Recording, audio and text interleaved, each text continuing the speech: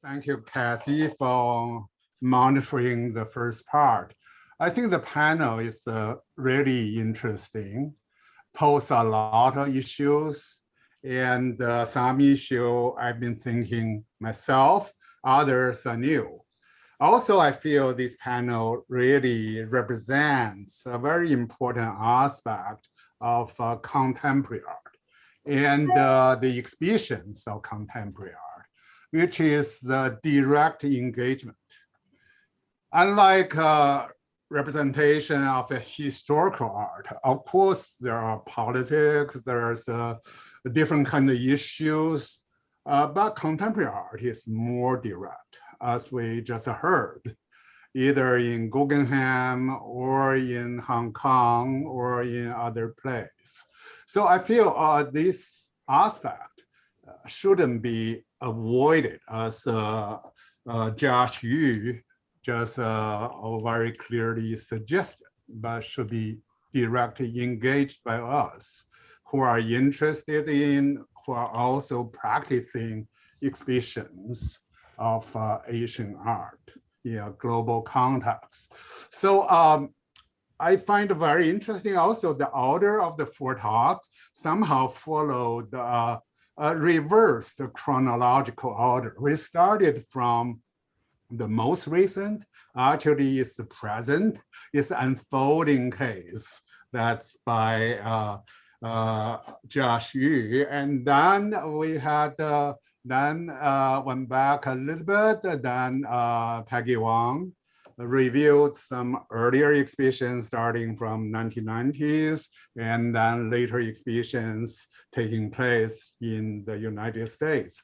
And then we went to Nancy Lin, and who reviewed some very important projects from artists' points of view.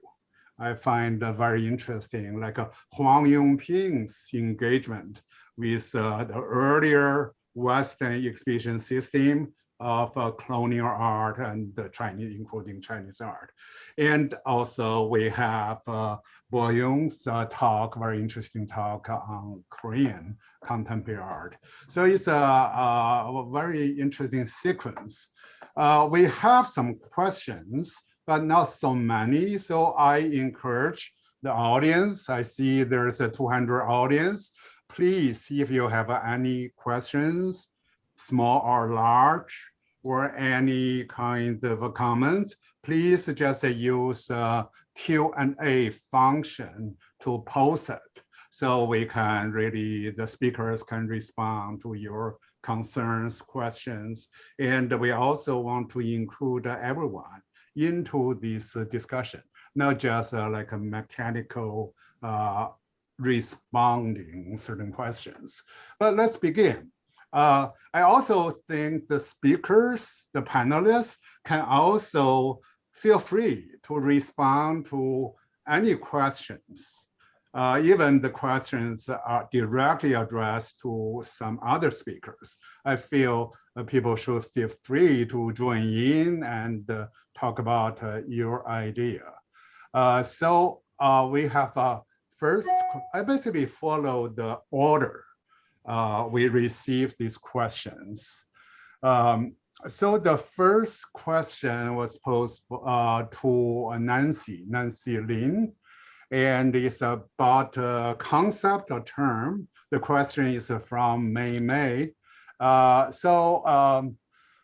Question is, I wonder if multiculturalism is a correct word for describing French culture and society. France clearly rejects the American way of diversity and multiculturalism. They emphasize that all immigrants that embrace a common culture based on French value. So that is a very clear question about terms. Nancy, can you respond to this question? Yeah, thank you, Mei, for that question. I find this question really, really great because I think it brings up a point that I'm trying to make within this work, which is that, we often talk about the West as this, homogenous entity. But in fact, part of this project is to try to understand the West as comprised of these different regional contexts in ways provincializing Europe, if you will. And certainly, I think you're right that that French notions of multiculturalism is very different from American ones, and also that France's history to the world is quite different from America's history. And I think the word multiculturalism I was using as a kind of general concept, not specific to the French context. And when you look at this moment in 1989, some of the words that were being used have to do with mondial. So they have to do with like the world and with globalization and how France fits in within that picture. And of course, it's coming from France's colonial and imperialist legacy. But even more specifically, within the context of this bicentennial celebration, one of the kind of key words that was being used for this parade was métissage. So this idea of a hybrid mixing of cultures. And so I think there's a lot more work to be done, kind of uncovering what the French conception was of multiculturalism at this point. But I think that your question really points in the right direction in terms of how we talk about this issue of multiculturalism with historic specificity. So thank you very much. I wonder if it's a very large question, because today we often use the term multiculturalism. And I think Mei Mei's question really bring out a very important context, just as this term has a different meanings in different places. Of course, we are talking in the United States. So how do we then use these terms, say, in Asia, in Europe, in America? Do we have a single definition for multiculturalism, or single standard? When we decide an exhibition, we say we want to present the multiculturalism. But is the standard really just a singular, or we should consider the local situation, culture, tradition, discourse, whatever? I feel that probably is a larger question. If any of you want to talk a little bit about this.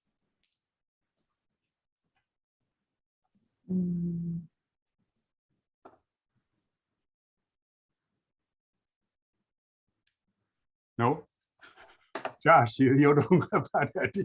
You are a museum director. I wonder in Hong Kong if this term comes up, or basically is not really important concept, multicultural. So Professor Wu, I think that you have brought up a very important question, and the notion of multiculturalism, it's very complicated. And I think you're right to suggest that this term has been used so often to the extent that it may have become some sort of cliche. And I think in the context of Hong Kong, actually, perhaps my museum belongs to one of those very old-fashioned museums where we are not doing so much on multiculturalism, in quote-unquote terms, because we focus primarily, almost exclusively, on Chinese art, even though we do believe that our approach to Chinese art in this case takes on a more multicultural sense, meaning that we try to incorporate as many perspectives as possible. But I can't be the spokesperson for other museums operating in Hong Kong, but I do feel that, for instance, in other museums, my colleagues here, for instance, in the new museum, M+ that will be opening later this year, I know that they are focusing not only on the Euro-American centric a field, and they also focus more and more on Southeast Asian art and other aspects of global contemporary art. So I think in this case here, the multicultural engagement from museums such as those in Hong Kong here, they may take on a different meaning than those in the US or Europe. Thank you. Anybody have more thought? And Nancy, you feel free to add more if you. But anyway, I think, no? Oh, well, I'll just add one more thing, just a historic example. So also in 1989, looking at the context of Germany and the reunification of Germany. So in that context, multiculturalism is what we are using as a blanket term of multiculturalism means very specifically the reintegration of Eastern and Western Germans. So because of the Cold War, there was such a cultural difference between East and West Germany. So there, in that context, they're thinking about these issues through that lens. So again, I think every region and every historical moment has its own specific issues in play when we talk about multiculturalism. Mm-hmm. I would just add, yeah, I think that the Professor Wu's point about using any kind of assumption of universalism in any term can be quite dangerous. But I think the other side too is that for what purpose would it be used, right? And then so is it using it as a facade, right? But in fact, actually calling for something different. So particularly those early kind of the Magician de la Terre, and afterwards those exhibitions that presumably brought together different parts of the world were very much still making, still recentering, right? Rather than thinking about South-South connections, it was very much about bringing the margins to the center, right? Rather than making connections between them. And so I think that kind of what are the directions of influence that are being suggested when we think about different cultures together? So unpacking that within the larger discourse has been happening, but also through the work of people interrogating, I think, through the regional and the specific too. Right. Yeah. So to add this Peggy's comments, the first exhibition had like 3 different parts, and the Korean curator from Korea had this sort of critical view of multiculturalism that is like there is a sort of, he saw there was a sort of recentering of the Western culture. So so it is why this curator brought this more like traditional genres of Korean art and works that incorporated this traditional styles and techniques to this exhibition in New York. So he wanted to some resistance against this idea of like making this hybrid identity, but he just want to deconstruct this the central periphery structure by not conforming to this idea of making this Korean or Korean American like identities. So it is how multiculturalism is interpreted in 1990s. Right. I feel seems a consensus is there's a danger this word concept to become a facade, to become just like a word without a clear content.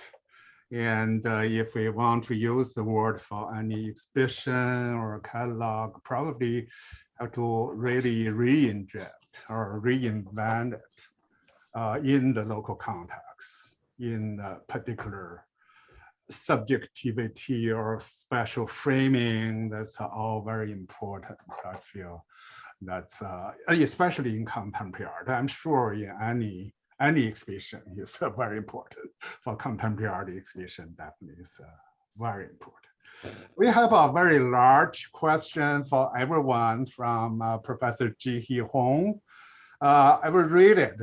I think the speakers, you can just read the Q&A because it's rather long. Thank you all for such a stimulating panel. One thing I hope to hear more about concerns your thought on the discursive relationship between the museum world and the capitalism, the ultimate system through which artists let their works be known to and circulated in the quote-unquote global world now. As no primary concerns in East Asian art, contemporary art, such as identity or political power, exist external to the sweeping economic system, I'd like to hear any speaker's thought on this question, especially from a historiographical perspective. For example, what are some existing discussions on this issue in your fields? If there is the lack of discussion, why should it be? Okay, basically, I think the keyword is the museum, relationship between museum and the capitalism. And the artist is a part of this relationship because through this relationship presentation, they become public, they reach out, right? So please, any short, long comments from you? Yes, Peggy. I would say that I feel like Jerome Silbergeld, his show and his thoughts were very much tied to this, where he really saw the market, the art market for contemporary Chinese art being very limited to a certain kind. And so seeing that the ways in which museums are absolutely institutions of legitimacy and authority and have the imprimatur of validation, that they exist alongside of auction houses and art fairs and other institutions that are also exhibiting, right? And I feel like some of the discourse around this is about, of course, the ways in which, because these exhibitions are so much tied to writing histories, as we've discussed, that has a direct impact on contemporary artists' livelihoods and lives, and that's just a fact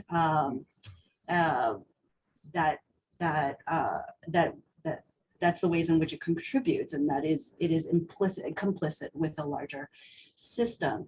I think too, kind of just to add to that, this point about like maybe there are other questions or discussions in the field would be too to think about the museum boom within China as well, and what it means to have Chinese millionaires and billionaires to have private museums that can also then put on their own shows and presumably have different narratives or ways of also constructing narratives.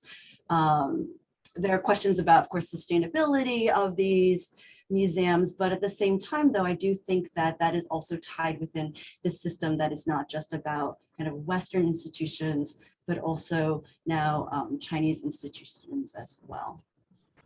Thank you. I'll maybe jump in on this one. Yes. So in the context of the 90s in China, and Jane de Beauvois, who's written about the art market, has kind of explained some of this dynamic, but basically, because art institutions in China in the 80s were very much part of the state system, the art market and capital was seen as an alternative for artists that would actually allow them more freedom to do the kinds of works that they wanted to do. And so around 1992, there was a lot of conversations within for critics and artists talking about the art market and really calling and organizing for that in China. And so what's interesting about Huang Yongping as in relation to this is the way in which he is thinking about the Art Institute. He's thinking about the kind of two-sidedness of the art institution and the two-sidedness of also the art market as something that is, it supports you, right? It makes you, it allows you to do the work, but it also creates all of these constraints within which you have to operate, and within which you need to speak to a certain kind of audience or a certain kind of certain kinds of expectations for what your work could be like. So, so yeah, I think historically, Chinese artists during this period, on the one hand, were reaching towards it, but on the other hand, also very hesitant about it. Yes. Oh, yeah. So it is a very interesting question to speak about Korean art exhibitions inside and outside the nation. So inside the nation, the museum world is largely dependent on government funding. So it is less connected with directly with the capitalism and like the money from like big companies, but seeing the discourse of Korean art in the United States, for instance, it is very intertwined with the flow of capital. So to see, like, for instance, the rise of Tansekwa, this abstract painting in American or European art market, and increasing discourse and writings about Tansekwa, it is a sort of coincidental, and I think there is some very close connection with this capitalism and the museum world when Korean art is discussed outside the nation. So there is very interesting contrast between what's happening inside and and in a different context.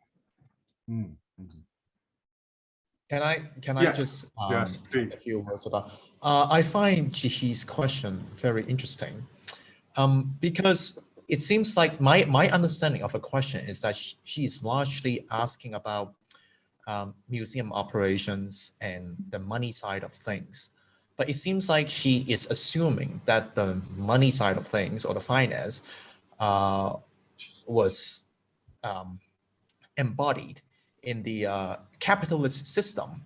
And that is a point that I would question, because in order to make an exhibition work, to make an installation feasible, is it going to be that much different on how things would be done in China versus in, say, America? I mean, when artists are looking for funding to realize an exhibition, they need to find funders. So in that case, when they are looking for funding in mainland China, are we going to call it outside of the capitalist system? So I think I would question that. It's not really an answer, but I thought I would just throw some thoughts on this question itself. I think probably we maybe later, because it is a very large question, and the economy, that's a very complex issue. So I feel probably we need more time, even after this, have a more exchange on this issue. And I'm sure Jihee has follow-up questions. And because we have now certainly a lot of questions emerged, so we should move on a little bit. I want to go back to a question. This question disappeared from this Q&A panel because Mr.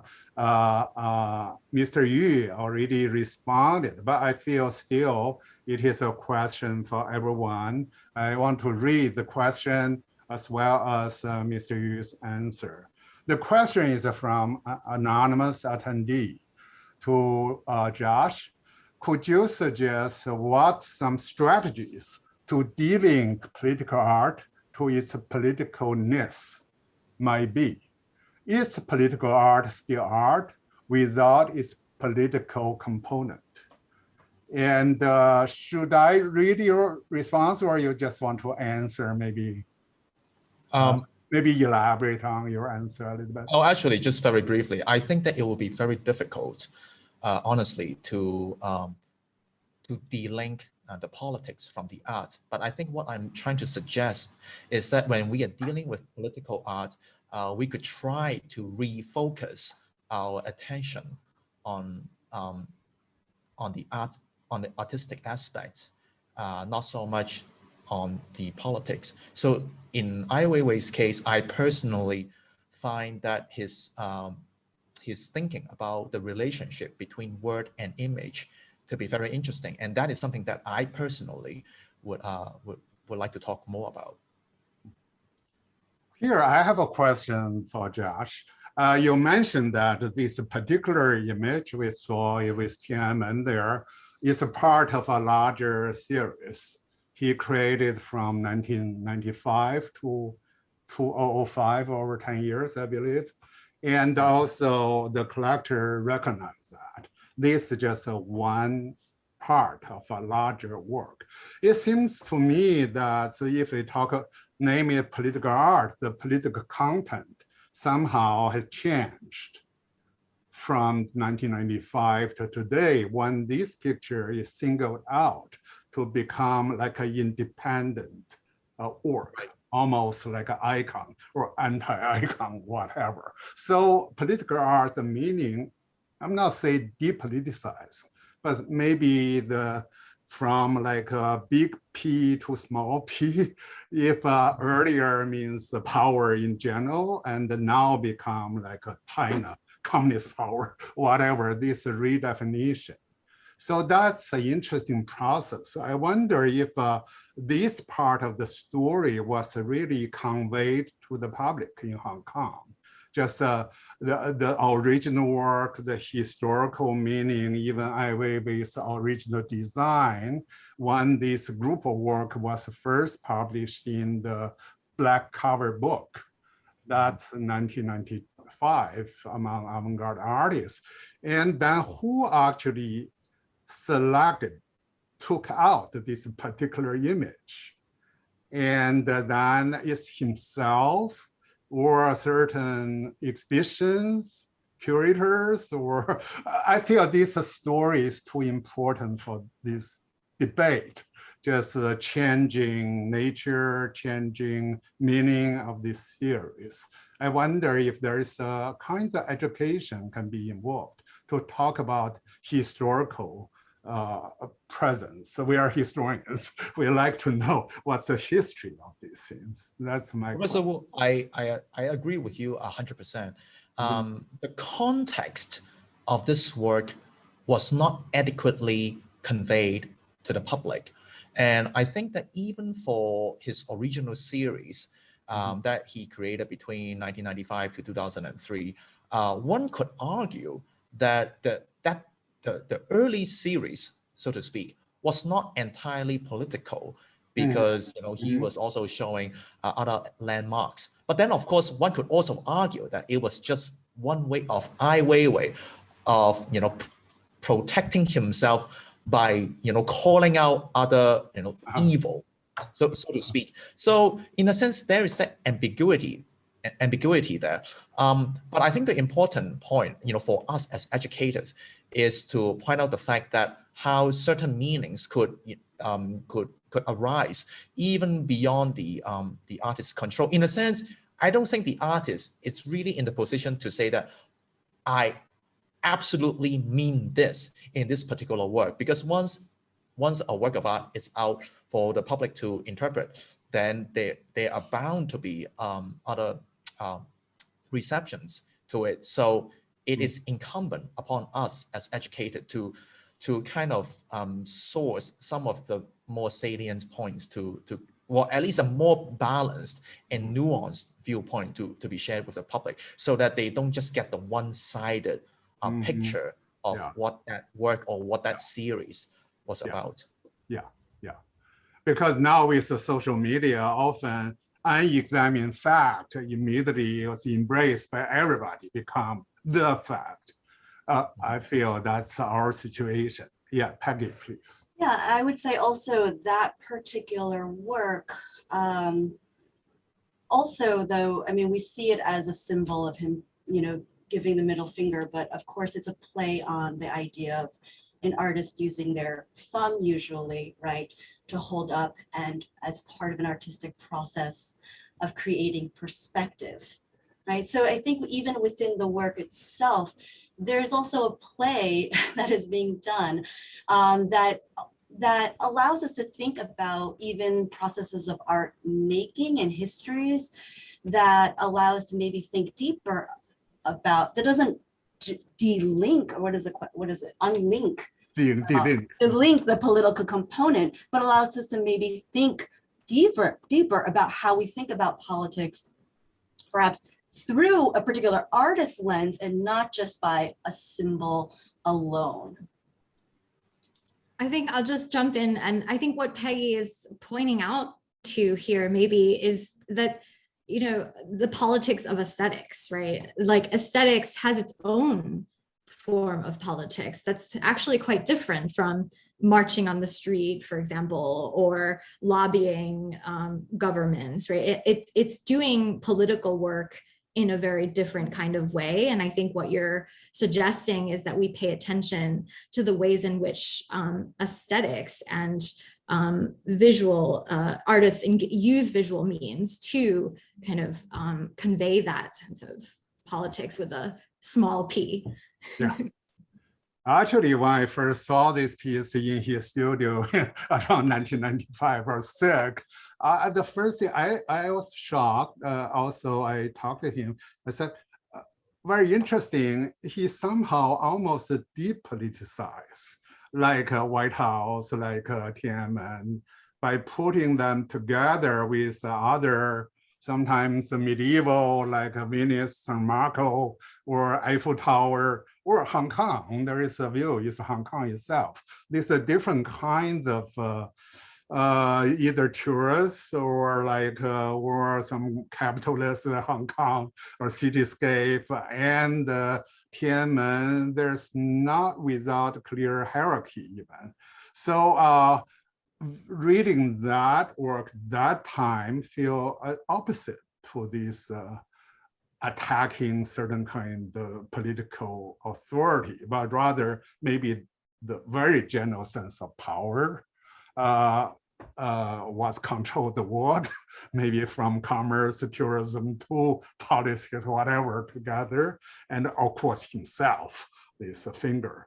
But then I also feel it is important that we all know that the meaning of work change, and that's any work. So we cannot just say, okay, that historical meaning is the meaning of this work. Right now, this work has acquired a new meaning. And this particular image, whoever contribute to its isolation or selection has become stand out from the rest because like a single image. I feel that's a fact.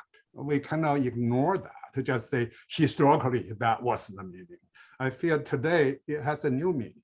So I feel that both parts are important for maybe Hong Kong, from museum to the public. I feel we cannot ignore any of these. That's my sort of. Sorry, just. Okay, so let's continue because the other questions is connected to this debate or controversy. The next question is from Chelsea Foxwell, also quite long question. Also, Josh, you already answered, but this question is for more, not just Director Yu. Question for Josh and Nancy. Could Ai Weiwei and Huang Yongping be considered as a practicing institutional critic, where they infiltrate the art and museum world and stir up things among actors there in ways that are different from simply making a single work that critiques or condemns multiculturalism? I'm not sure if this distinction is meaningful, but the issues that stand out to me from your talks are infiltration or toying with multiple actors within the art world as a system, and then standing back and leaving things to develop by chance. I think these artists are also aware of the way they are marketed differently in different places. My question is there a trend here among artists? And if so, what would you call it? And Josh, you answered. Can you just answer for yourself? Oh, actually, I thought Chelsea had already answered her own question, and I thought she had very eloquently characterized this trend as, you know, the artist infiltrating the system, and I thought, and I agree with her. So maybe Nancy, you can say more. Oh yeah, Nancy, please.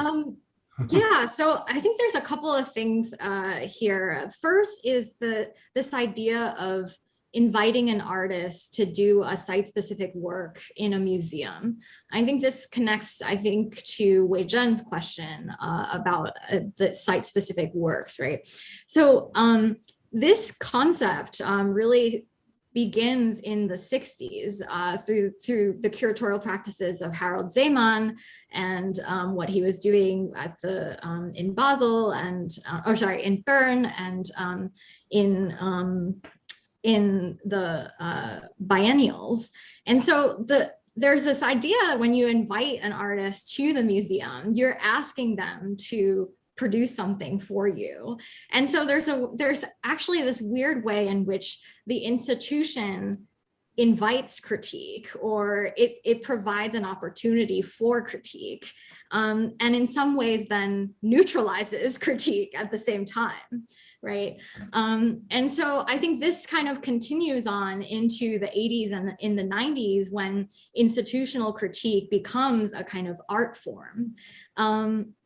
And I think with Huang Yongping, he's certainly responding to that. But I also think that he's bringing in something a little bit new in the sense that he's not, I think institutional critique implies that you are someone standing out from the system and critiquing it from the outside.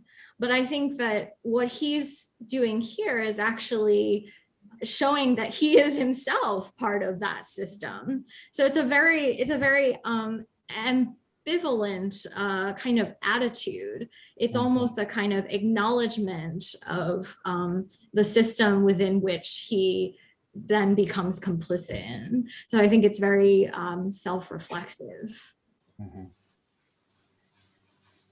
Can curators do this too? We're talking about artists who become part of the exhibition museum, but curators, they are themselves in the museums. Can they have this kind of reflexive attitude towards the institution itself?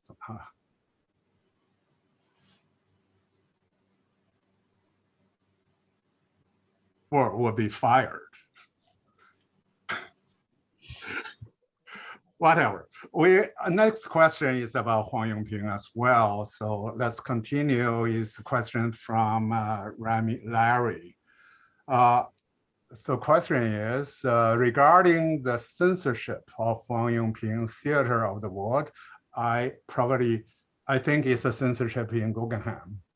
The artist himself reminded us of the fact that the animals inside are sold freely as a pet food. Could we then consider that the ultimate censorship quotation, with the exception of Barcelona, as a sad remnants of yellow peril in quotation mark? Nancy? Yeah, I mean, I think it's fascinating because 2017 was so recent, and we are now trying to historicize and understand that moment in which the work becomes the center of controversy. And I think, Wuhan, your point earlier about can curators foment institutional critique? I mean, I think the Guggenheim, by trying to provocatively name their exhibition after Theater of the World, in some ways was pointing to the sort of how challenging this work is. And indeed, when in 1998, Huang Yongping created a work called Yellow Peril. And he exhibited this at Vancouver's Art Beatus Gallery, in which he created also a cage in which he used locusts, and the locust would be above visitors in this cage, kind of with a humorous jab at Yellow Peril, which was also an issue in the 90s. And I think what I'm suggesting a little bit in the end of my talk is that, of course, these ideas of Chinese values, in America, we would never subject animals to such cruelty. That you find that a lot in the kinds of reviews of the show. So I think it is in many ways couched in that kind of rhetoric of Chinese values as being very foreign and not aligned with American values. But then, censorship is not aligned with American values, and indeed these works were censored. So I think it's always very interesting when these values kind of flip and cause contradictions. About the Guggenheim, these events or incidents, I feel there are two things that we can learn a lesson from.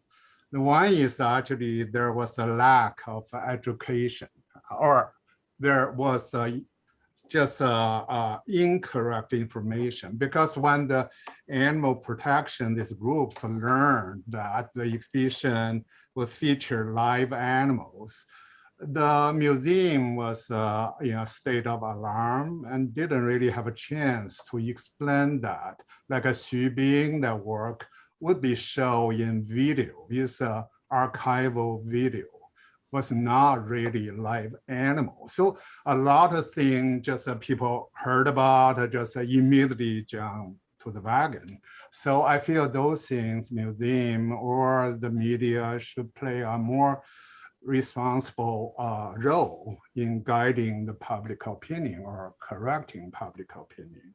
The second one is more the concept of censorship in a country like USA, because here, who censored it?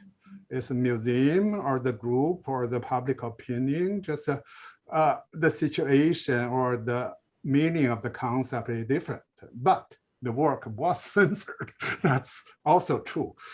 So I feel there probably needs a more complex discourse about censorship, including Hong Kong situation. Josh just presented in, I think is in great nuance, because what's the position of the Hong Kong government or the media or journalists or some other people. I heard from M+ even their own supporters or whatever. So just censorship, what that means, such a complex situation. Even we use the word like a banning or something, is what that mean. I feel really needs a more precise language in describing this situation. Yeah. Anything to add? Go on then. So Cassie, are you there? Cassie? Sorry. Next question from Anne Fong. I have a question for all panelists. In your experience, one aspect of an exhibition is read as controversial, quote unquote, in a public sphere because of the misunderstandings between culture, political spheres. How do the curators or museums respond in different ways? Can you sense if there is a certain playbook that isn't just a PR damage control, but an attempt to bridge diverse understandings of complex issues? Thanks. I think it goes very well with my comments earlier. I think it's a very interesting question. Yes, I think we have enough time to go a little bit into this question, and then we need to break for lunch. Should we stop before 12 or should? Oh, we should definitely stop in Uh-huh. 2 or 3 minutes, So let's according finish. to our schedule. But go ahead and Yeah. continue the discussion. Okay, good. Yeah, let's respond to Annie's question. If you have any suggestions, I feel it's quite important.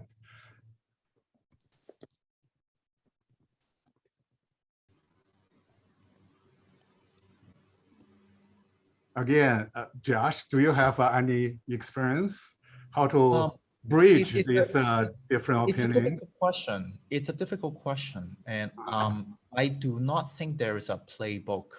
Uh-huh. And in fact, you know, the issue now, it's the incident, as I was trying to narrate, maybe it had died. Maybe it would come back, you know, so who knows? The fact that we are discussing it now, you know, our intention is to hopefully contribute to a more constructive discussion. But it is also possible that this discussion that we are having could totally backfire by having other people to, you know, take to focus on other things that they want to say. So it's hard. I don't know the answer to that question. Yeah, I think it's if there's a controversy, should we? I think the question is, should we avoid the try to pacify, cover the lead, or try to develop it into a more healthy, more productive discourse? The second one, as Josh just said, involved certain risk. But I think Annie Feng's question is just raise this possibility.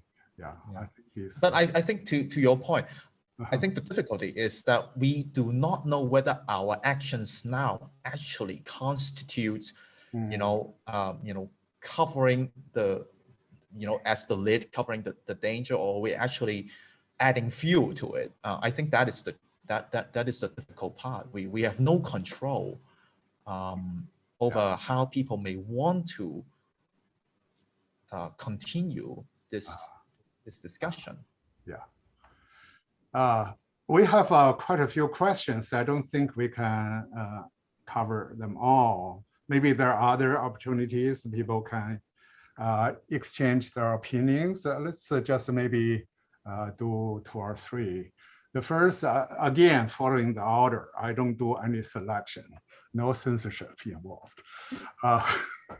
So one question is very general from Dr. Helga Wappert.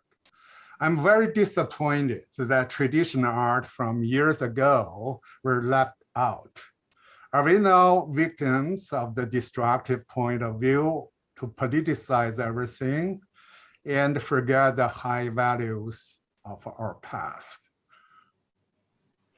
Also very quickly, it is not left out. My museum, we almost 100% we do traditional art. Yeah. I also feel yesterday's discussion entirely just demonstrate how this traditional art is really a big focus and still a major issue on people's mind. So I would say, okay, people can welcome different view. Yeah, I was just thinking about what Peggy Wong was saying earlier about Maxwell Hearn's exhibition, about how tradition is kept alive in the present, and that actually contemporary art is always in dialogue with tradition. And I think Hong Yongping's work here actually includes objects from the Museum Ternishky, these bronze objects, and he's very much engaged with this idea of Xuanwu and the mythologies of Chinese ancient tradition, and thinking about that as a coherent set of views that he's engaging with, and thinking about that in relation to the Western Art Museum as another kind of worldview. So I think the tradition is very much a part of his work. Also, I want to add, just from like several cases we just heard, this interaction between tradition and the contemporary art has become a major focus. So there is an effort to bridge them rather than just separate or abandon any of them. Yeah, it is what is really interesting about contemporary Chinese art for me. There is more active conversation between tradition and the contemporary, than Korean art, I guess.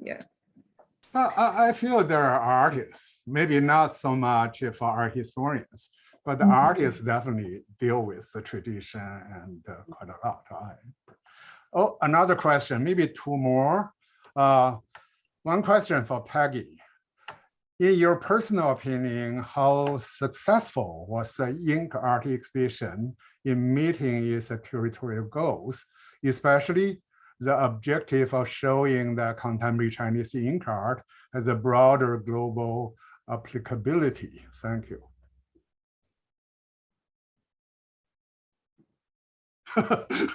Your verdict.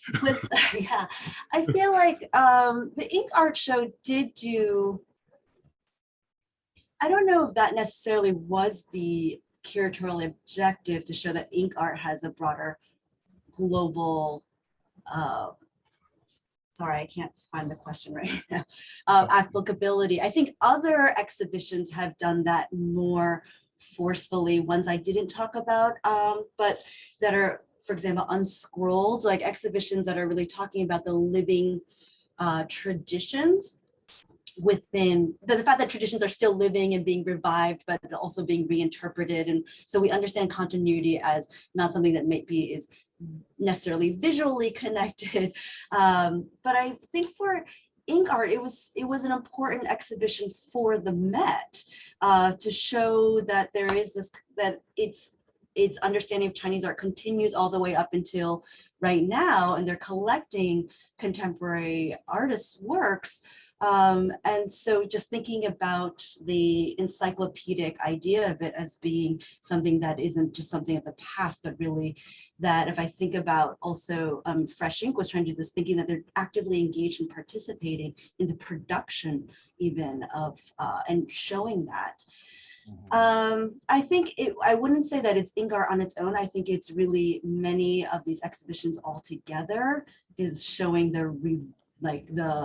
and other people also joining in. I'm thinking about the idea that, again, ink or heritage or whatever, however you want to term it, is not something that has to be overcome, right? And that it is something that is non-modern or anti-modern, but something that needs to be brought within. And I think that just through ink art and through other shows that we're talking about this, we have now more and more people working in contemporary art acknowledging that. And I think about David Josselin's book, Heritage and Debt, where he deliberately also addresses that tradition as a viable lineage that redresses the past kind of Western-centric ideas that have dominated ideas about modern and postmodern.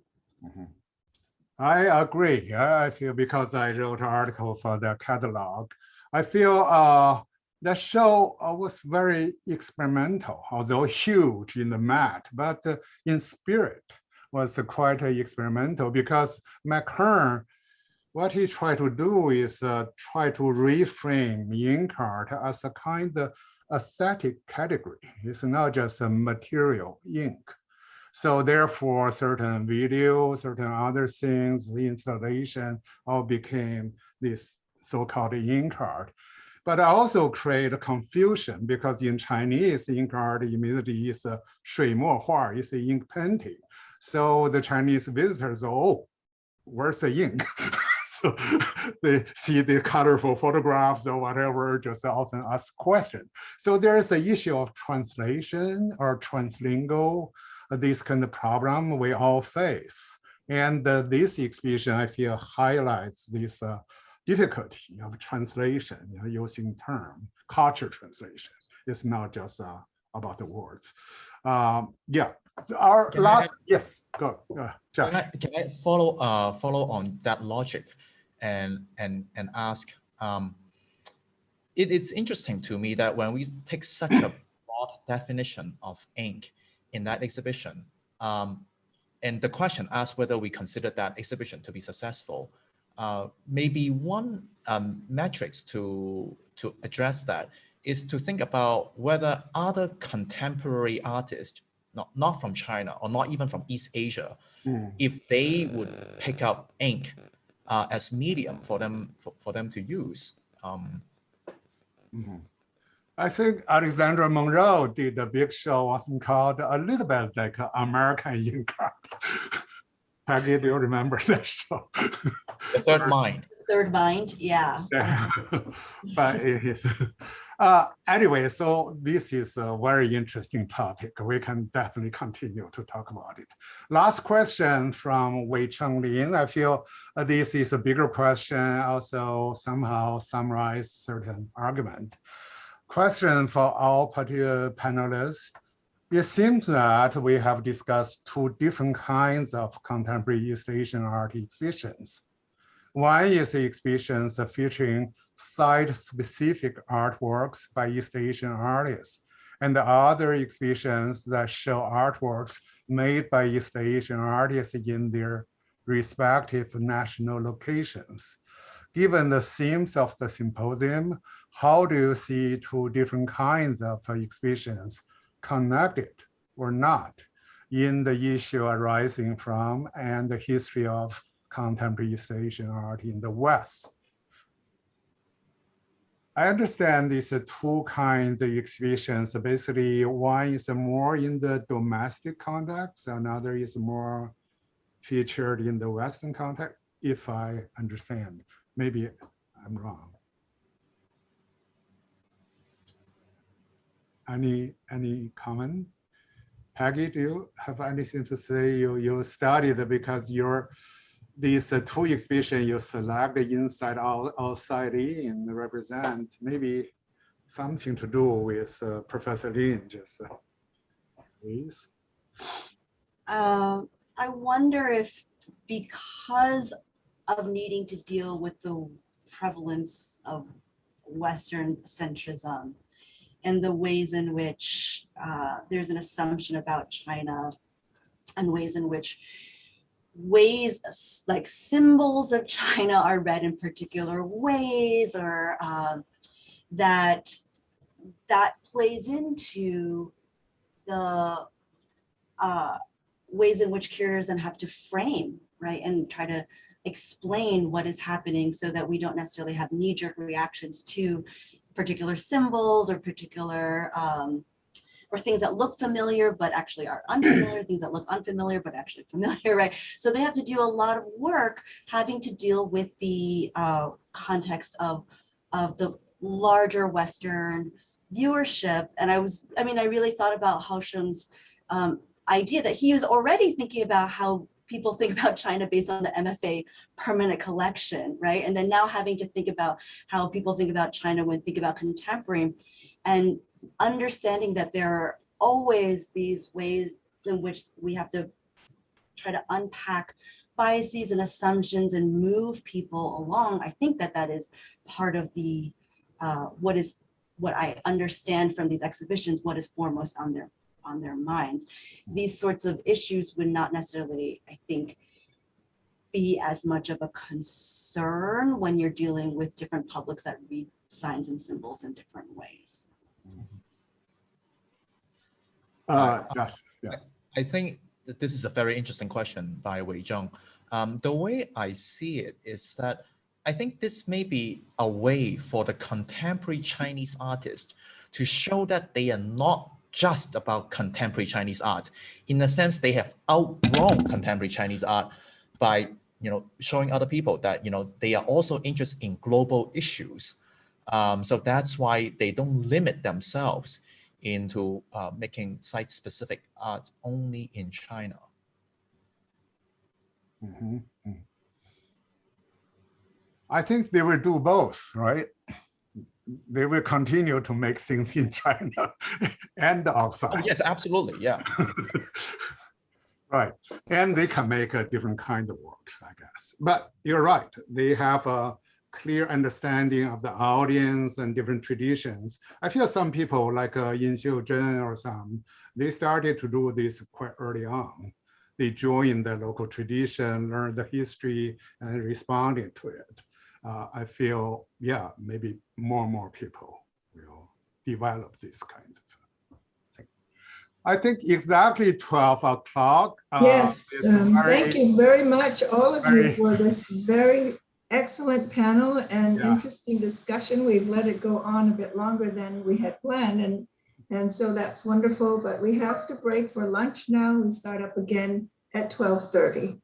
12. Thank you. God. Thank you. Okay, bye. Bye.